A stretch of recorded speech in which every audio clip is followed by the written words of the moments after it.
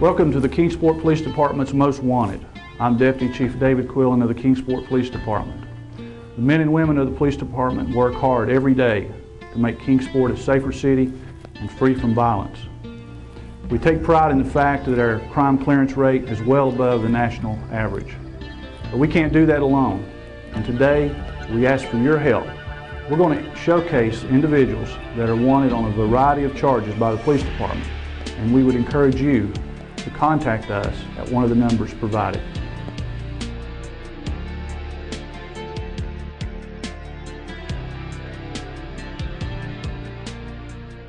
It's a homicide that happened on July the 28th, 1994, about 1 o'clock in the morning. Took place at 101 Tennessee Street, Apartment C, and it's the death of Annie Heath. The victim was 69 years old. She worked at Holston Valley Hospital, where she had since 1949. She had just moved into this apartment, and at 1 o'clock, her then boyfriend, James Bristol, came home, found her in the hallway of the apartment. When he checked on her, he saw blood. He felt that she may have fallen. So he ran back outside, rang the bells to the doorbells to the other apartments. Some assistance came from upstairs, and from there 911 was called. Ms. Heath had suffered 6 to 8 severe blows to the top of her head with a weapon probably the diameter of a golf club shaft. Some of these wounds overlapped each other and caused her death by fracturing her skull.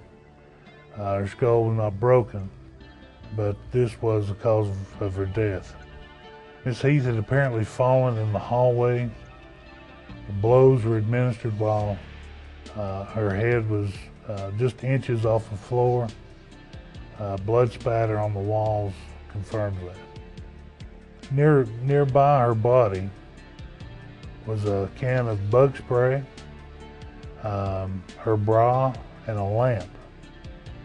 We don't know exactly what this has to do with the crime. We suppose that she startled someone in her apartment, tried to spray them with bug spray, and they attacked her in the hallway. Above her body, on the wall, just above her body, they wrote a word with lipstick.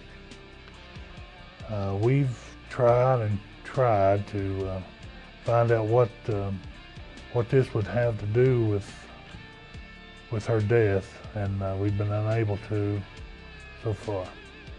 Miss Heath lived 101 Tennessee Street in one of the bottom apartments.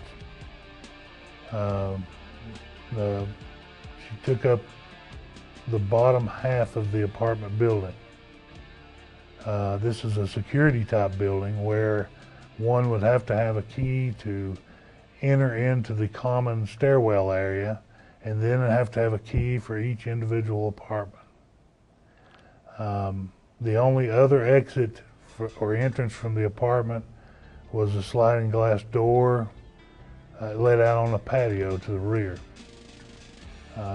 Upon investigating the scene, we noticed that the sliding glass door was open and that the couch and the coffee table had been moved inside.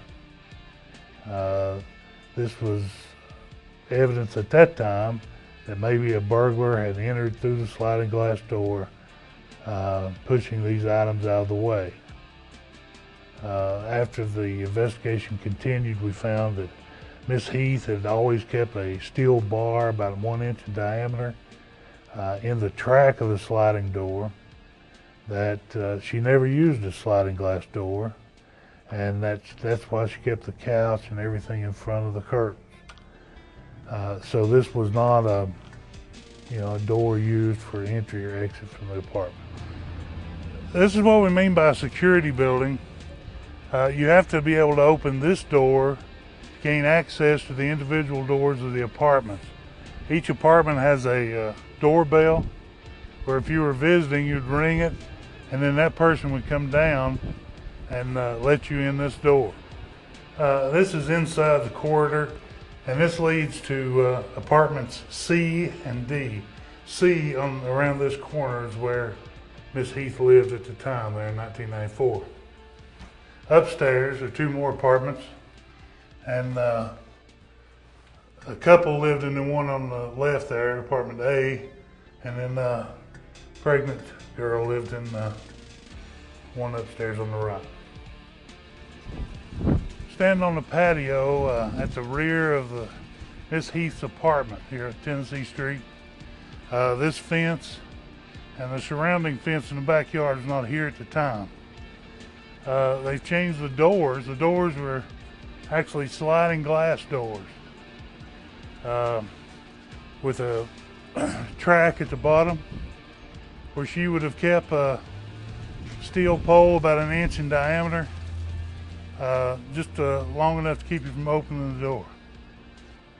In the early morning hours when this occurred, the dew had already fallen or began to settle upon the grass. From photographs taken at the time of the crime, dew was all over the grass here, and it was undisturbed. There were no footprints through it to or from the patio area. The patio being concrete, there were no wet footprints on or around the door from the outside.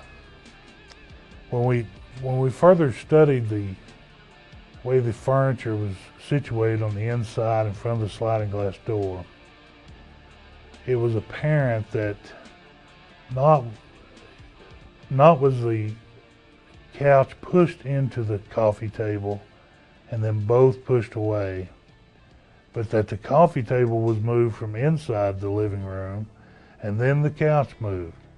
Then the bar taken and the door opened as to stage a burglary. The only reason that this would be staged would be to point to someone that Miss Heath either allowed into her apartment or from someone inside the apartment building. In finding a little bit more history about Miss Heath, we discovered that there was a story that one time deacons from her church came to visit her when she was sick, and she wouldn't let them in her apartment. She was a very secretive woman. She was a very reclusive woman, and only her and her boyfriend at the time, James Bristol, entered or exited the apartment. Rooms inside the apartment were ransacked to a point. Some items of jewelry were taken. Some things were strewn about. More of the staging effect, we feel, and more of the given the effect of the appearance of a burglary.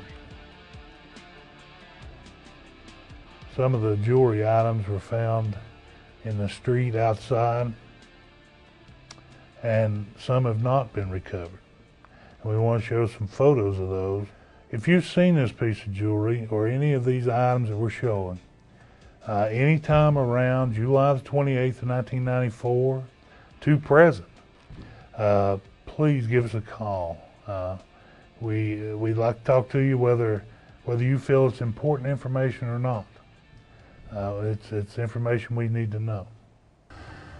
We just hope now that if someone out there may have any information, that they give us a call.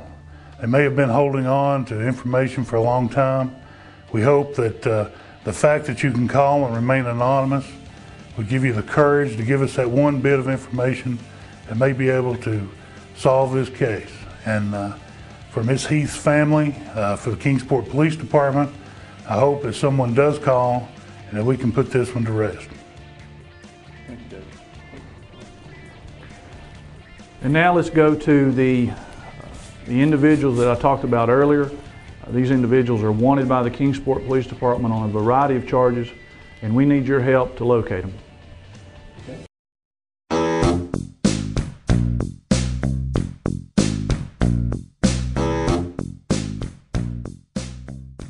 The first individual is Jawan Massey. Mr. Massey has some known aliases. He is also known as Sean Barrel, Shorty, or Jawan Potter. He has been charged with 2 counts of first-degree murder. The details of that crime are as follows. On November 18, 2005, at approximately 5 p.m., officers of the police department responded to the Soleil Candle Shop at 829 Myrtle Street in reference to a shooting incident. Officers located 2 adult male victims inside the store. The store owner, Jeffrey Nolan, and a customer, Terrence Alexander. Both victims were lying on the floor and had been shot in an execution-style fashion. Investigation into this matter revealed that there were a total of 5 individuals involved in a robbery plot that resulted in these homicides, and 4 individuals that were involved as accessories after the fact. The investigation indicated that the involved individuals migrated to the area for the purpose of establishing themselves in the local drug trade, and most of them were sharing a residence in the Piney Flats area. Although several were quickly apprehended, some of them fled the area before they could be captured. Our department worked closely with the U.S. Marshal Service to capture all the remaining suspects, with the exception of Jawan Massey. The Kingsport Police Department holds a warrant on Jawan Massey for 2 counts of first-degree murder, and the U.S. Marshal Service has a warrant for Massey for unlawful flight to avoid prosecution. It is believed that he has fled the area and may have gone to Baltimore, Maryland, or New York. However, there are reasons to believe that he may be maintaining occasional contact with individuals in the Johnson City, Tennessee area. Massey is a 32-year-old male black. He's approximately 240 pounds and has medium to light complexion. At the time of last contact, Massey was wearing his hair in cornrow braids that hung down past his shoulders, and he had a goatee. He is affiliated with the Bloods and commonly wears red hats, shoes, and clothing. He is originally from the Baltimore, Maryland area and may have returned, but he is also known to have contacts throughout the country. Massey is considered armed and dangerous. Anyone encountering Massey should not approach him and contact their local law enforcement agency. The next 2 people we want to feature, John and Christine Sneed. January 29, 2005, the Kingsport Police Department received a report from Christine LeMaster Sneed that her husband, John Sheridan Sneed, had sexually abused her biological children, who at the time were ages 6 and 7. Upon investigation, it was learned that Mr. Sneed, who is not the children's biological father, had sexually abused the children on several occasions. But it was also discovered that the incidents had occurred in Mrs. Sneed's presence. The children were removed from the home and the Sneeds lost all parental rights. Warrants were issued on both, charging Mrs. Sneed with 2 counts of facilitation of aggravated sexual battery and Mr. Sneed with 2 counts of aggravated sexual battery. The Sneeds left the area before they could be arrested. It is unknown as to whether the couple is still married, but for a while they were believed to be living in campgrounds in Georgia. There is a strong belief that they are now living with Mr. Sneed's family in Jamestown, North Carolina, which is in Guilford County. Since Mr. Sneed was born and once lived in South Carolina, there is a possibility that he still has ties to that state. The last known vehicles known to be owned by the couple were a 1989 gray Ford, a 1989 gray. The last known vehicles known to be owned by the couple were a 1989 gray 4-door Mazda 626 and an early 90s model burgundy Nissan Sentra. Both are registered to Mr. Sneed. Mr. Sneed is 44 years old, is approximately 5'7". His weight is 175 to 200 pounds. He has auburn or red hair and green eyes. He was last known to have a potbelly, a crew cut, and a mustache. He also wore glasses. Mrs. Sneed is 32 years old, approximately 5'9", 170 pounds, brown hair, blue eyes. The next individual is Hubert Lee Scruggs. He is wanted by the Kingsport Police Department. He is a male black. Date of birth is October 11th, 1980. Approximately 5'9", 145 pounds, and he's missing his lower right leg. Last known address was 1200 Dave Buck Road in Johnson City, Tennessee. On 10/28/2007 at approximately 5:45 a.m., officers of the police department responded to the Limelight Club, which is located at 417 West Stone Drive, to investigate the report of a shooting. Upon arrival, both the victim, DeShannon Bradley, and the suspect had already fled the scene. The victim was taken to Holston Valley Hospital, but Scruggs had already fled the area. Mr. Scruggs was identified by the fact witnesses knew the argument between Bradley and Scruggs was due to an incident where Bradley may have been responsible for Scruggs being shot. This coincides with a shooting complaint which occurred on May 27, 2006 at Club 229, where the defendant Hubert Lee Scruggs was shot and as a result had his right leg amputated below the knee. In that investigation, he would not name a suspect nor cooperate with the investigation. There was a statement overheard by two witnesses in which the suspect said to the victim, "I took a bullet for you, now you're going to take one for me." Mr. Bradley suffered 4 gunshot wounds, 1 to the face, 1 to the abdomen, and 2 in his leg. He underwent surgery and was listed as critical. Mr. Scruggs is charged with criminal attempt, first-degree murder. He has not been located. The information that we have is that he may be in West Virginia, Maryland, or possibly in the Greenville, Knoxville area.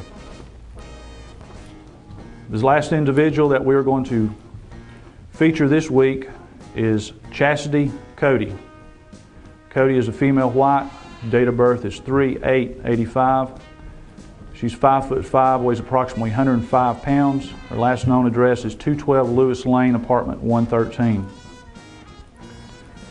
On June 11, 2007, Chastity Cody approached a vehicle on C Street in the Highland area and asked for a ride to the store. The vehicle was occupied by Autumn Gillis and 2 juvenile companions. Chastity entered the rear of the vehicle and Autumn Gillis proceeded to drive her to the store. When the vehicle came to a stop at C Street and Center Street, Cody produced a handgun and demanded money from all 3 occupants. She then took the money and fled the area. She has also been known to stay at 2316 Overlook Road, but we have information recently that she may have moved to Las Vegas.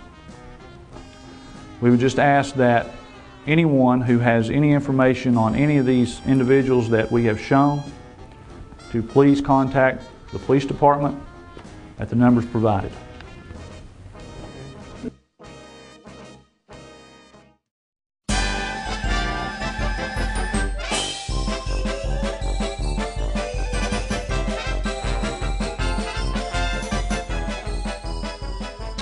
Chief Quillen, you know that anything that we do, any kind of job or occupation we have, there's always a funny side.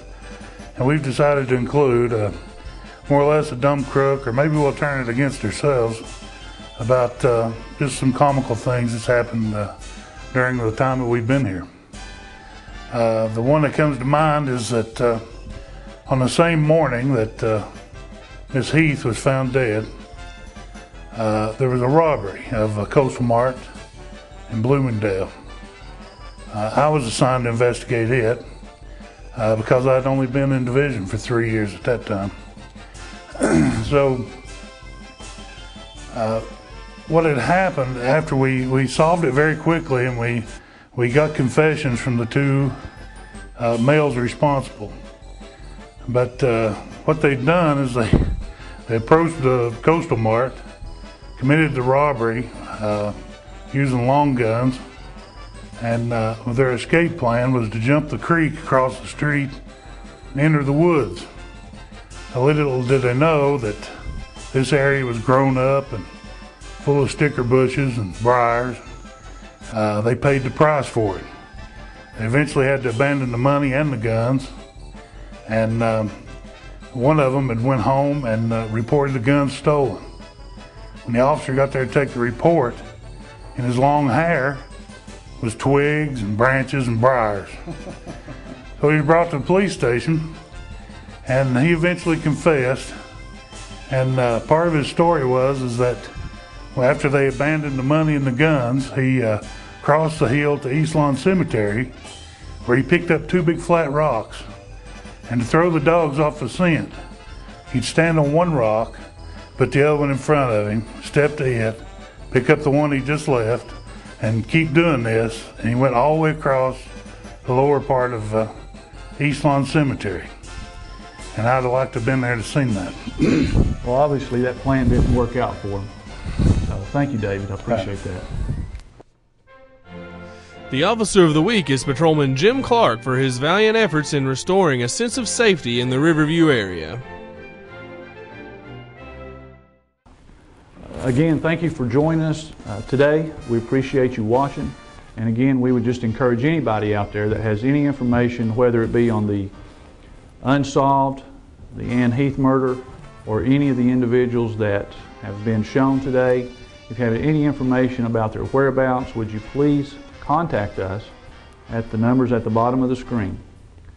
Again, thank you, and we'll see you next time.